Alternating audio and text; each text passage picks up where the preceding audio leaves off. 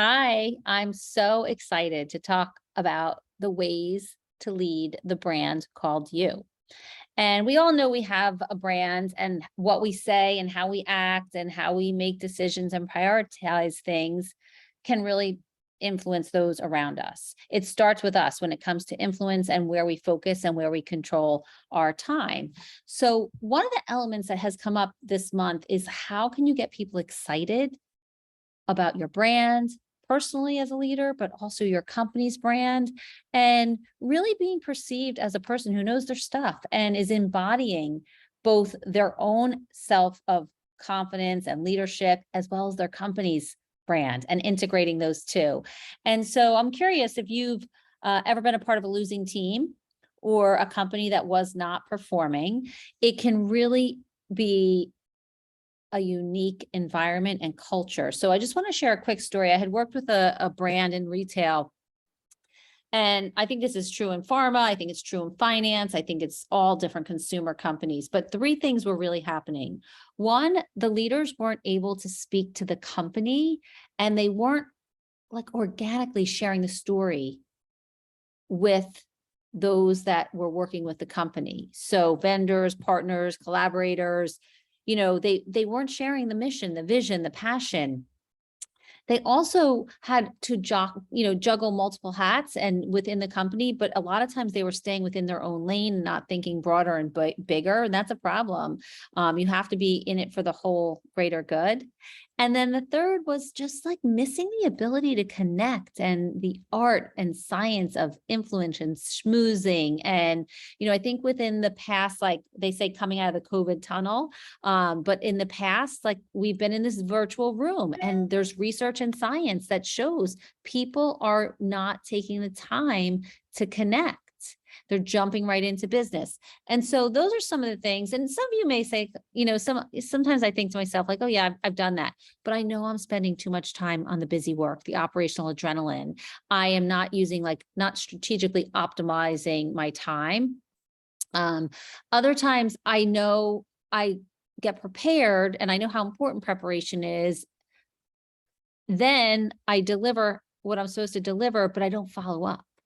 And I don't also look at like the lessons of what worked and what didn't, and then take action is probably one of the things that people have tried. Like they talk about it, but then they don't act upon it. So let's look at, how you can enhance your own brand and drive leadership and really optimize. I think 20% of our efforts can optimize 80% of our results and outcome. I know that. Pareto principle. So Alexander Graham Bell said, before anything else, preparation is the key to success. So let's talk a little bit about your brand and how you can prepare. What lens are you looking out at the world in each day? Because what we focus on, we find. So you need consistent focus to generate consistent feelings.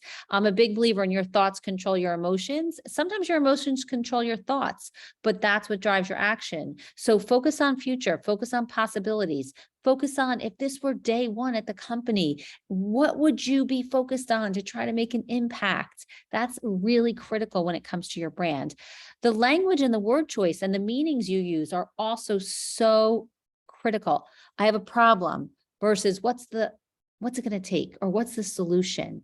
And that's not to say you don't need to mitigate risk. People talk about the recession that we're in with high inflation, high, mortgage rates, stock market, uncertainty. And so it's not to say you're not going to be strategic and make choices, but your narrative and your word choice and the language and the meaning of what you're focusing on each day needs to be one of strength, not fear or lack.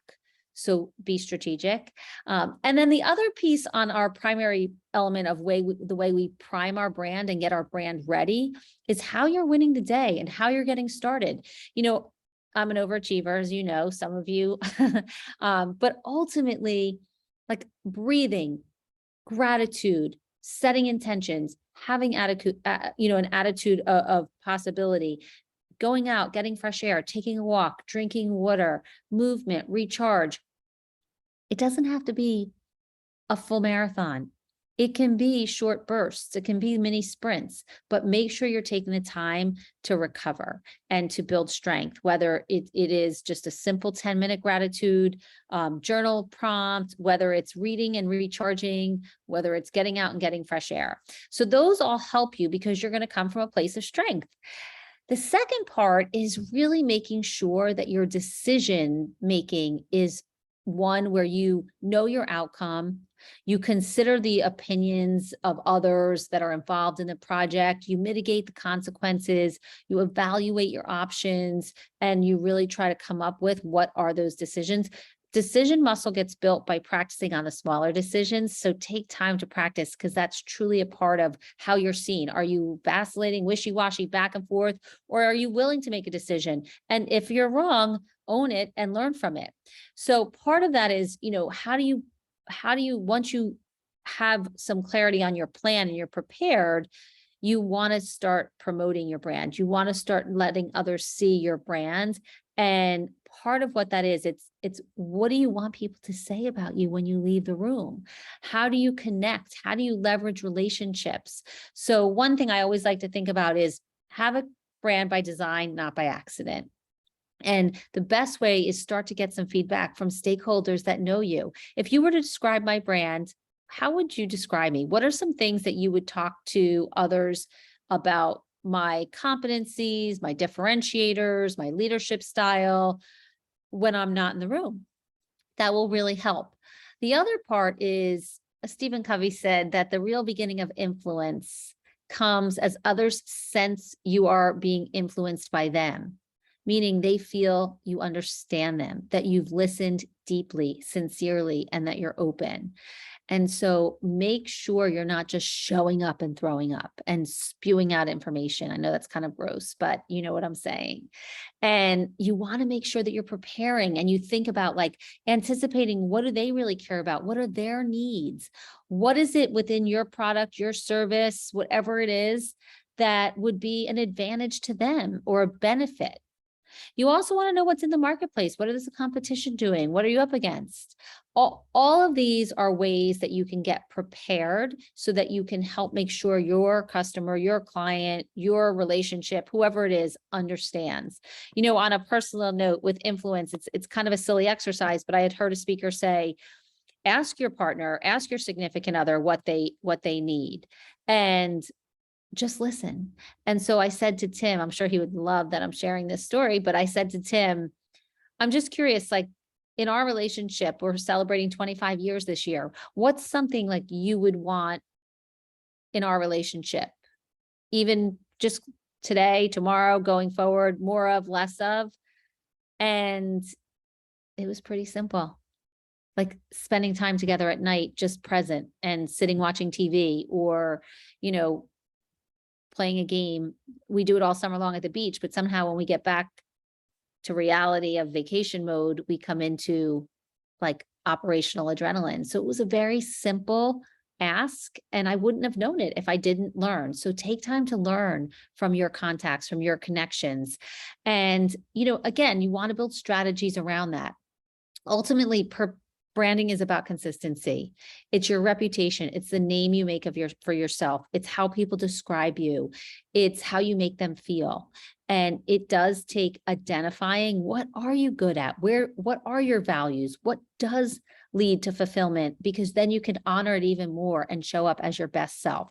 There's many more components to personal branding, but I thought that would be a nice way for us to connect and talk about a few quick actions. So as we look back, thinking about what will work, spend your time on the things that matter most. The 80-20 rule, 20% of your efforts can get you 80% of your results. Stand guard at what you focus on. Make sure you're shining the light on where you want to go and what's possible while mitigating what could go wrong or some of the risk. And use the language that's going to empower you, not disempower you. Problems versus opportunities. Really simple. I can't, what will it take? And know that it takes asking for feedback to really understand how your brand is being received. Have a great week. Talk to you soon.